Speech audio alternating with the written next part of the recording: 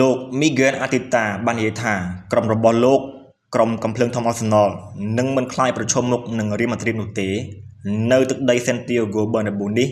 ហើយបានកំណត់គោលដៅថានឹងយកឈ្នះក្រុមអធិរាជសមនេះនៅជើងទី2នេះបន្តទៀតក្រុមកំភ្លើងធំ Arsenal នឹងប៉ះក្រុម Real Madrid នៅកីឡដ្ឋាន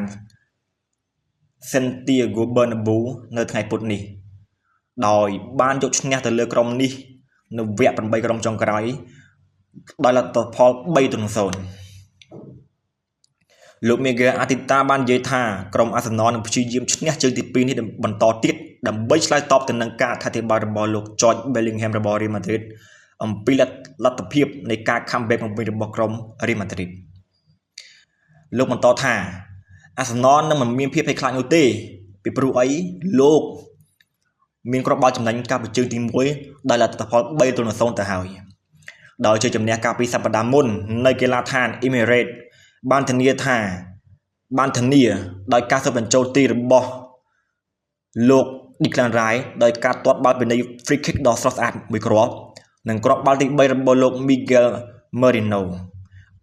ដែលធ្វើឲ្យក្រុម Arsenal មានភាគរយច្រើនមែនទែននៅក្នុងការឡើងក៏ប៉ុន្តែក្រុម Real Madrid ក៏នៅតែមានសង្ឃឹមនៅក្នុងការវាយបកផងដែរនៅទឹកដី Santiago Bernabeu គួររំលឹកផងដែរថាក្រុមទាំងពីរនេះធ្លាប់ប៉ះគ្នាចំនួន4ដងកាលពីឆ្នាំ2006មកគឺក្រុម Real Madrid មិនដែលយកឈ្នះក្រុម Arsenal នោះទេគឺបានត្រឹមតែស្មើប៉ុណ្ណោះ4ប្រកួតចុងក្រោយ Arsenal ឈ្នះ3ស្មើ1ដូច្នេះហើយខ្ញុំគិតថាជើងទី2នេះបើទោះបីជាក្រុម Arsenal ឈ្នះ3-0ក៏ដោយក៏ Real Madrid មិនអាចយកឈ្នះក្រុម Arsenal បានដូចគ្នាខ្ញុំគិតអញ្ចឹងសម្រាប់បងប្អូនវិញយល់យ៉ាងម៉េចដែរ